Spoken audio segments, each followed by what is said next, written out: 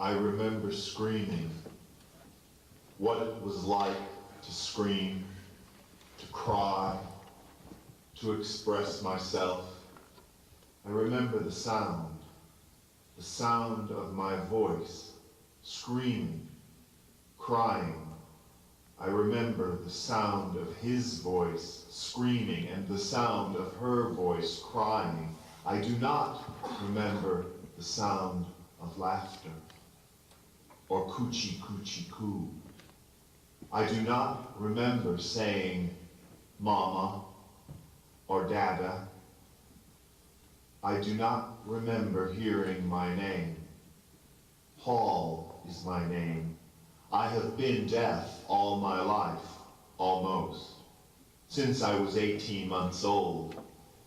High fever is what they told me. 2 words, high fever, like high school, high tide, high noon, high hopes. That was the explanation, high fever. I do not remember laughing or hoping, no hope, no high hopes, no sound, no voice. No more screams, no more cries. I knew I did something wrong. I knew I was bad. It was all my fault. Even though I couldn't hear, I knew he was screaming at me and she was crying because of me. It was all my fault. I could not hear. I could not speak. I was bad. I was a freak. They sent me to a normal school with hearing kids. I was not really deaf, they insisted. I would get over it. I was forbidden to learn sign language. I attempted to read lips. I only knew one other deaf person my age, a boy I was forbidden to see, Scott. I met him accidentally in a park. He was there with his parents, who were also deaf. They were a happy family, speaking sign language. They looked like animals in the zoo, my father said. Scott would come to my house when my parents were not home. He taught me how to sign. He taught me how to jack off.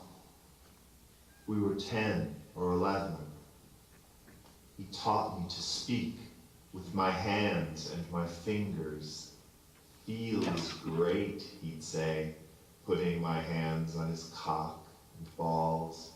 Then he'd put his hands on mine and I'd sign, feels great. He taught me to speak without words, with my tongue and my mouth. He stuck his tongue inside my ear, and for a moment I thought I heard the words, I love you. He spoke with his tongue and his fingertips. Feels great, I'd sign. A good student. My father caught us in bed, naked. We'd fallen asleep in each other's arms with our worn-out fingers entwined. My father beat the shit out of me and told Scott's parents, wrote them actually, about their deaf and dumb faggot of a son. I went to sleep that night, smelling Scott on my sheets and tasting blood in my mouth. The message was clear. The only thing worse than being deaf was being a fag. I learned to speak to please my dad. I got married to please my dad. To a hearing girl, naturally. It was a disaster. I could not fuck any better than I could speak. Sometimes, remembering got thought wet tongue in my ear, I could perform, but mostly I'd fail. She thought it was because I was deaf. I guess she thought all deaf guys are impotent. Don't laugh. Most people think we can't drive a car. I began secretly, of course, pursuing men in the park and public journeys, anonymous encounters where I didn't have to speak. Oh, I give new meaning to playing hard to get. Guys would ask me my name, I wouldn't respond. Guys would ask me for my phone number, I wouldn't respond. Guys would ask me what I like to do, I wouldn't respond. Now remember, this was the 70s. They didn't think I was deaf, they thought I was hot.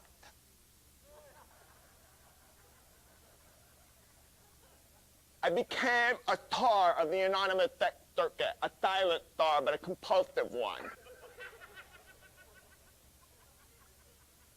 Who never once said thank you. I divorced my wife, much to the dismay of my parents. I divorced my parents. I isolated, collecting SSI and watching movies about straight people and reading books about hearing people. Sex was my only human contact on bodies of nameless strangers. I composed love songs with my tongue, wrote sonnets with my fingertips. And I could do it all. Fuck, get stuck, standing up.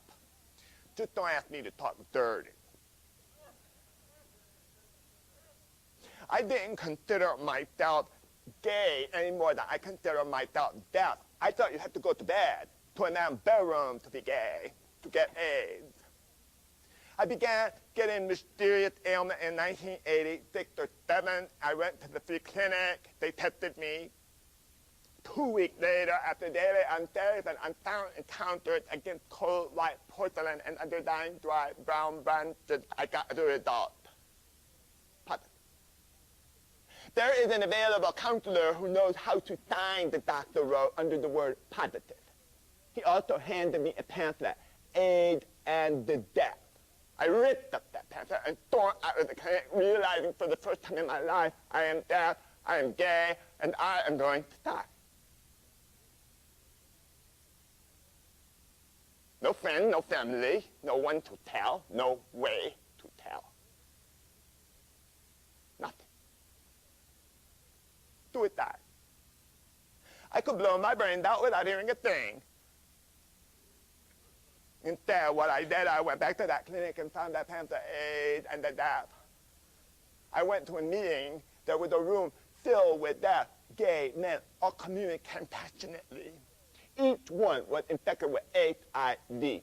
Everyone sat in a circle and told his story in time. And even though I didn't fully understand, I got enough. And what I didn't get, them really kicked out in the group wrote down for me. When my turn came, thank God I remembered those 2 words that God had taught me to sign. Field grade.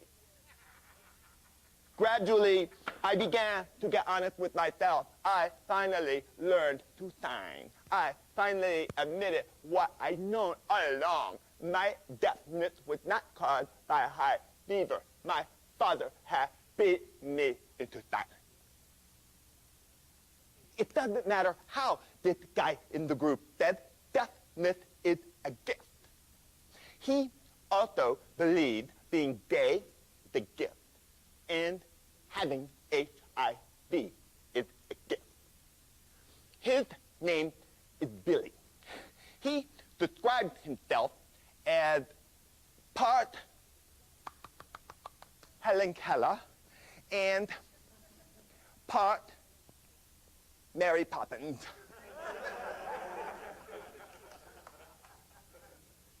He is the opposite of me. But I love him. Except God, Billy is the only person I ever had sex with in horizontal position. The only person I ever made love with. That is a gift, for sure.